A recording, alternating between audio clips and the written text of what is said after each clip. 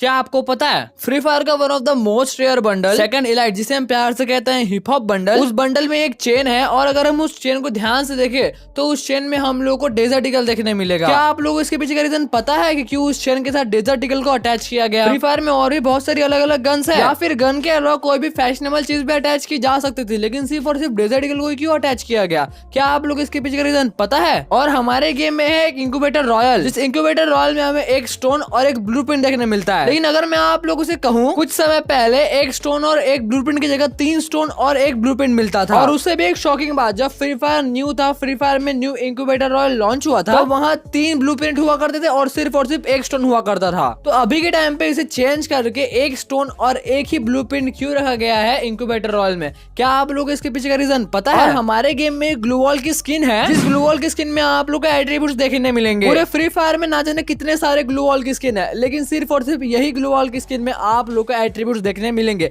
तो क्या आप लोगों ने कभी सोचा है कि सिर्फ इसी ग्लू वॉल में एट्रीब्यूट्स क्यों दिए गए हैं? अगर आप लोगों को नहीं पता तो आज का वीडियो स्पेशली आप लोगों के लिए है। तो आज की वीडियो हम लोग ऐसे कमाल के और इंटरेस्टिंग फैक्ट्स के बारे में जानेंगे, जिन फैक्ट्स को सुन के आपका रिएक्शन इस बच्चे की तरह होगा। तो इस वीडियो को जरूर से पूरा एंड तक देखना भाई लोग। एंड अगर आप लोग हमारे चैनल पे नए हो भाई लोग, तो चैनल को प्लीज सब्सक्राइब करके बाजू में बेल नोटिफिकेशन बेल है उस ऑल पे जरूर सेट कर देना, क्योंकि हम लोग फ्री फायर से रिलेटेड ऐसे इंटरेस्टिंग वीडियो इस चैनल पे लाते रहते हैं। तो सब्सक्राइब जरूर से कर लेना भाई। फैक्ट नंबर 7, आप लोगों को बैकग्राउंड में एक बंडल देखने मिल रहा होगा। इस बंडल का नाम है साइबर बनी बंडल, जो कि हमारे गेम में जस्ट अभी अभी आया था, आज से कुछ 4-5 दिन पहले। इस बंडल में 2 खास बात है जो कि बाकी बंडल्स में नहीं है। पूरे फ्री फायर गेम में ऐसा कोई बंडल नहीं है जो कि इस साइबर बनी बंडल की तरह है। सबसे पहले जो डिफरेंट थिंग है इस बंडल में वो है ये बंडल रिफ्लेक्ट करता है। अगर आप लोग को रिफ्लेक्ट का मतलब नहीं पता तो मैं आप लोग को आसान भाषा में समझा देता हूँ। सपोज कोई लाइट आ रहा है उस चीज के ऊपर एंड वो लाइट उस चीज के ऊपर क्लियरली विजिबल है, उसे कहते हैं हम रिफ्लेक्शन। तो मैंने आपको आसान भाषा में समझाने की कोशिश की है कि रिफ्लेक्ट मतलब क्या होता है।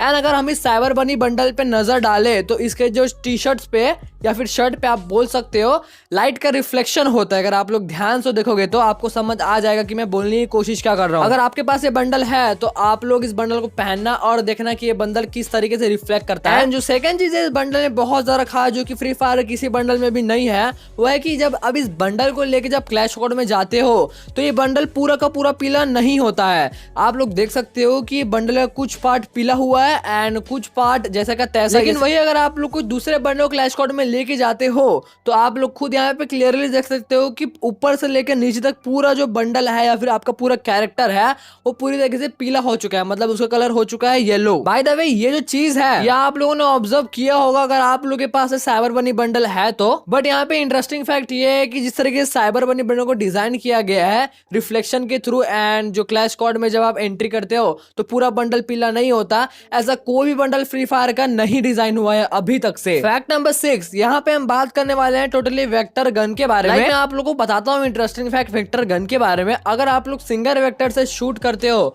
तो आप लोगों को रेंज ज्यादा देखने मिलेगा, सिंगल वेक्टर की बात कर रहा हूँ। लेकिन अगर वहीं आप उसी रेंज से डबल वेक्टर से शूट करते हो तो आप लोगों का जो रेंज है ऑटोमेटिकली माइनस हो जाएगा एंड जैसे ही आपका रेंज माइनस होगा उसी तरीके से आपका डैमेज ही माइनस हो जाएगा। आप लोग मुझे ये बात कमेंट में जरूर से बताना कि आप लोगों ने कभी ये चीज नोटिस किया था। अब आप लोग सोच रहे हो कि भाई ऐसा क्यों किया गया ने, वेक्टर के इतनी दुश्मनी क्यों है? दोनों वेक्टर तो है ही ना सेम वेक्टर, अगर हम लोग सिंगल से शूट करेंगे या फिर डबल से शूट करें क्या फर्क पड़ता है? बट फिर भी गरेना ने ऐसा चेंजेस क्यों किया डबल वेक्टर के साथ, मैं आप लोगों को बताता हूँ। आप लोगों में से बहुत सारे लोग ऐसे होंगे जो कि डबल वेक्टर को हेट करते होंगे। डबल वेक्टर जैसे ही आता है सबका सत्यानाश हो जाता होगा मूड का, क्योंकि उस डबल वेक्टर का डैमेज ही बहुत ही ज्यादा है। आप लोग खुद इमेजिन करो जिस तरीके का सिंगल वेक्टर का रेंज है, अगर उतना ही रेंज डबल वेक्टर का भी होता तो आप लोग खुद इमेजिन कर सकते हो कि ये गेम कितना ज्यादा अनबैलेंस हो जाता। गेम अनबैलेंस ना हो, गेम बैलेंस्ड रहे, इसलिए गरेना ने ऐसे चेंजेस कर रखे हैं। बट इतने सारे चेंजेस के बाद भी लोगों को लगता है कि डबल वेक्टर एक वन साइडेड गन है। फैक्ट नंबर 5, आप लोगों ने कभी न कभी ये सोचा ही होगा कि जो हमारा इंडियन सर्वर है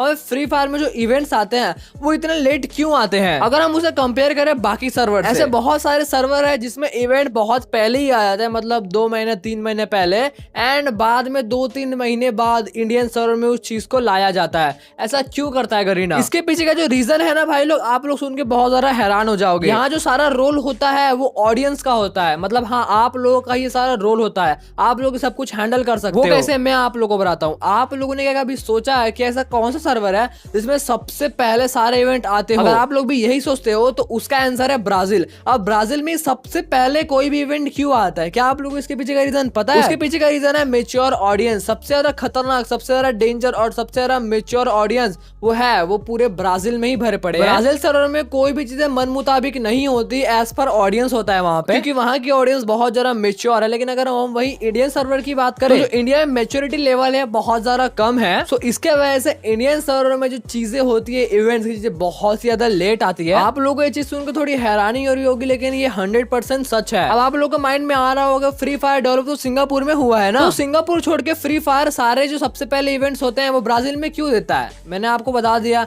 ये सब होता है ऑडियंस का कमाल। अगर आपको वीडियो पसंद आ रहा है तो वीडियो को लाइक जरूर करना और चैनल पे सब्सक्राइब भी कर लेना, क्योंकि आपको हमारे चैनल पे फ्री फायर से रिलेटेड ऐसे इंटरेस्टिंग वीडियोस मिलते रहेगी। फैक्ट नंबर 4, क्या आप लोगों ने कभी सोचा है कि इतने सारे यूट्यूबर है यूट्यूब पे फ्री फायर से रिलेटेड कंटेंट बनाते हैं, तो इन सब में सबसे पहला यूट्यूबर कौन था गरीना फ्री फायर का? अगर आप लोग सोच रहे हो कि डीएस पेड्रो है सबसे पहला यूट्यूबर गरीना फ्री फायर का, तो आप लोग गलत हो। डीएस पेड्रो सबसे पहला ग्लोबल प्लेयर है गरीना फ्री फायर का। सबसे पहला यूट्यूबर गरीना फ्री फायर का वो है एंड्रॉइड गेम एडिक्ट्स, जो कि फ्री फायर का सबसे पहला यूट्यूबर है। एंड जो सेकंड नंबर पे यूट्यूबर आता है उसका नाम है स्टार बॉय वी, जो कि फ्री फायर का दूसरा यूट्यूबर है। एंड तीसरे नंबर पे आता हुआ रैंडी रेंजर्स, जो कि फ्री फायर का थर्ड यूट्यूबर है। फैक्ट नंबर 3, आप लोग बैकग्राउंड में इंक्यूबेटर ऑयल देख सकते हो। इस इंक्यूबेटर ऑयल में आप लोग कितने ब्लूप्रिंट देखने मिल जाते हैं? 3 ब्लूप्रिंट्स। आसान सा आंसर है, 3 ब्लूप्रिंट आपको देखने मिल जा रहे हैं बैकग्राउंड में, और 1 स्टोन देखने मिल रहा है। अब ये कुछ समय पहले का इंक्यूबेटर ऑयल का स्क्रीनशॉट है। यहाँ पे आप लोगों को 3 स्टोन देखने मिल जाएंगे और सिर्फ 1 ब्लूप्रिंट देखने मिलेगा। और अभी जो इंक्यूबेटर ऑयल शुरू है उसमें आप लोगों को 1 ब्लूप्रिंट और 1 स्टोन देखने मिलेगा। तो ये सब चेंजेस गरीना ने आखिर क्यों किया? पहले 3 ब्लूप्रिंट मिलते थे, फिर 3 स्टोन किया, देन 1 ब्लूप्रिंट एंड 1 स्टोन कर दिया। तो जब फ्री फायर में न्यू इंक्यूबेटर ऑयल आया था, ब्लूप्रिंट से ज्यादा रेयर था वो है इवोल्यूशन स्टोन। अगर आप लोग पहले के टाइम पे इंक्यूबेटर ऑयल पे स्पिन कर रहे हो तो आप लोगों को ब्लूप्रिंट बहुत ज्यादा आसानी से मिल जाएगा, लेकिन जो इवोल्यूशन स्टोन है वो आप लोगों को बहुत ही कम मिलता था। और फिर समय चेंज हुआ, देन उसके बाद ब्लूप्रिंट को ज्यादा रेयर कर दिया और इवोल्यूशन स्टोन को थोड़ा कम रेयर कर दिया। तो जब आप स्पिन करते हो इंक्यूबेटर ऑयल में तो आप लोगों को स्टोन देखने मिल जाएंगे बहुत ज्यादा आसानी से, लेकिन ब्लूप्रिंट आप लोगों को बहुत ही रेयरली देखने मिलेगा। तो जब ये 3 स्टोन थे तब गरीना को थोड़ा बहुत हो रहा था नुकसान, क्योंकि अगर आप लोगों को बंडल एक्सचेंज करने हैं तो आप लोगों को स्टोन ज्यादा चाहिए और ब्लूप्रिंट कम चाहिए। सपोज आप लोग इंक्यूबेटर ऑयल का टॉप वाला बंडल निकालते हो तो आपको 7 स्टोन लगेंगे एंड 3 ब्लूप्रिंट लगेंगे। तो गरीना ने सोचा यार ये थोड़ा ना कमाई नहीं हो रही यार आजकल, तो फिर उन्होंने चेंज करके 1 स्टोन और 1 ब्लूप्रिंट लग दिया। अब जिसको जितना डायमंड उड़ाना है उड़ाओ, क्योंकि अब इवोल्यूशन स्टोन और ब्लूप्रिंट दोनों की रेयरिटी सेम है। This is all about business. Fact number 2, आप लोगों ने अगर हिप हॉप बंडल को बहुत ज्यादा गौर करके देखा होगा तो आपको दिख रहा होगा कि हिप हॉप बंडल में एक चेन है और उस चेन में डेजर्ट ईगल लटका हुआ है। तो आपके माइंड में कभी न कभी ये सवाल तो आया ही होगा कि डेजर्ट ईगल वहाँ पे क्यों लटकाई गई है। सबसे पहले मैं आपको ये क्लियर कर देता हूँ कि उस हिप हॉप बंडल में चेन क्यों है। रियल में जो हिप हॉप स्टार्स होते हैं वो किस तरीके का ड्रेसअप रखते हैं? नॉर्मल सा कैप पहनेंगे, टी शर्ट पहनेंगे, जींस पहनेंगे, अतरंगी शूज पहनेंगे एंड मेन चीज उनके गले में एक चेन होगी। तो ये जो हिप हॉप बंडल है हमारे फ्री फायर गेम का, ये रियल हिप हॉप से ही इंस्पायर था। अब आपके माइंड में ये आ रहा होगा कि उस चेन में डेजर्ट ईगल ही क्यों लटका हुआ है। तो ये बात है आज से कुछ 2.5 या 3 साल पहले की, जब हमारे गेम में डेजर्ट ईगल हुआ करता था। हाँ, आप लोग ने बिल्कुल सही सुना, हमारे गेम में पहले से ही डेजर्ट ईगल हुआ करता था, लेकिन बाद में जाके उसे रिमूव कर दिया। तो डेजर्ट ईगल को जब रिमूव कर रहे थे हमारे गेम में, तब उस टाइम में गेम में डिजाइन हो रहा था इलाइट पासेस, एंड उस टाइम पे डेजर्ट ईगल को रिमूव कर दिया। एंड फिर वहां पे गरीना ने सोचा कि क्यों ना जिस गन को रिमूव किया है उसे एक निशानी की तरह रखा जाए। गरीना को ये नहीं पता था कि ये गेम आगे जाके इतना सक्सेसफुल हो जाएगा, एंड उनको ये भी नहीं पता था कि आगे जाके डेजर्ट ईगल वापस रिटर्न आएगा। तो इसलिए निशानी के नाम पे हिप हॉप बंडल पे एक डेजर्ट ईगल को चेन बना के गले पे लटका दिया। ये एक फैक्ट हो गया। एंड एक और फैक्ट ये है कि वहां पे 3 ऑप्शन थे गरीना के पास। सबसे पहला यूएसपी, एंड दूसरा था डेजर्ट ईगल, एंड तीसरा था M500। जो M500 है अगर वहां पे चेन में लटका हुआ होता और कितना बेकार दिखता आप लोगों को बताने की जरूरत नहीं है। एंड यूएसपी भी उतना अच्छा खासा सूट नहीं कर रहा था, लेकिन डेजर्ट ईगल बहुत अच्छा सूट कर रहा था हिप हॉप के चेन के साथ, सो इसलिए डेजर्ट ईगल को वहां पे अटैच कर दिया। फैक्ट नंबर 1, हमारे गेम में एक ग्लू वॉल की स्किन है, जिस ग्लू वॉल की स्किन में आप लोगों को एट्रीब्यूट देखने मिल जाएंगे, और उस ग्लू वॉल की स्किन का नाम है हैलोवीन ग्लू वॉल। और ये एक इकलौता ग्लू वॉल की स्किन है जिसमें आप लोगों को एट्रीब्यूट देखने मिलते हैं। तो क्या आप लोगों ने कभी सोचा है कि इस ग्लू वॉल में एट्रीब्यूट क्यों है? या फिर आपके माइंड में ये सवाल तो आया ही होगा कि फ्री फायर ने सिर्फ एक ही ग्लू वॉल पे एट्रीब्यूट क्यों दिया और इतने सारे ग्लू वॉल के स्किन आ रहे हैं, उसमें एट्रीब्यूट्स क्यों नहीं है। तो देखो ये बात आज से कुछ 2.5 साल पहले की, जब हमारे गेम में गन्स में एट्रीब्यूट लॉन्च किए जा रहे थे। हाँ, पहले हमारे गेम में जो गन्स में एट्रीब्यूट्स नहीं होते थे, लेकिन उसके बाद किसी ने डिसाइड किया कि हमारे गन्स में एट्रीब्यूट्स होने चाहिए।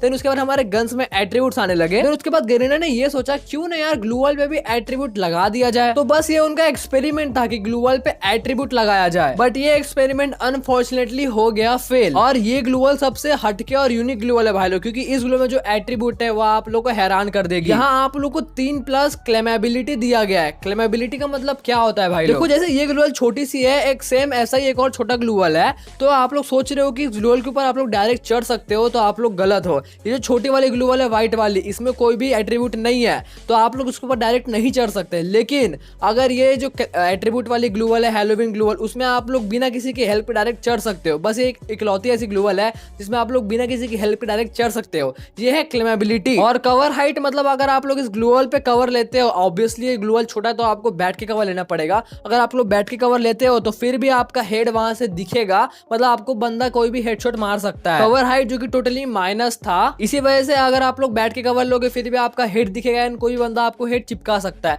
एंड जो एक और चीज है वो है कवर रेंज। कवर रेंज का मतलब होता है अगर आप लोग ग्लू वॉल लगाओगे तो जो ग्लू वॉल है आपके बहुत ज्यादा पास लगेगी। तो ऐसे ही कुछ खराब एट्रीब्यूट्स के वजह से इसका जो एक्सपेरिमेंट है एट्रीब्यूट वाला वो फेल हो गया गरीना का। तो इसलिए उसके बाद से कभी भी फ्री फायर गेम में ग्लू वॉल में एट्रीब्यूट्स आए ही नहीं। ग्लू वॉल में एट्रीब्यूट कैसे रहते भाई, क्योंकि कोई भी एट्रीब्यूट ग्लू वॉल पे मैच करते ही नहीं है। तो बस भाई लोग आज के लिए बस इतना ही। होप करता हूँ आप लोगों को आज का वीडियो पसंद आया होगा। वीडियो पसंद आया तो वीडियो को लाइक जरूर करना भाई लोग, क्योंकि आप लोग लाइक मुझे बहुत ज्यादा मोटिवेट करता है आगे इस वीडियोस बनाने के लिए। एंड अगर आप लोग हमारे चैनल पे नए हो भाई लोग तो चैनल को प्लीज सब्सक्राइब करके बाजू में बेल नोटिफिकेशन बेल है उस ऑल पे जरूर सेट कर देना, क्योंकि हम लोग फ्री फायर से रिलेटेड ऐसे इंटरेस्टिंग वीडियोस इस चैनल पे लाते रहते हैं। तो सब्सक्राइब जरूर से करना भाई लोग। तब मिलते हैं और नेक्स्ट वीडियो में, तब तक के लिए bye bye guys, love you and peace out.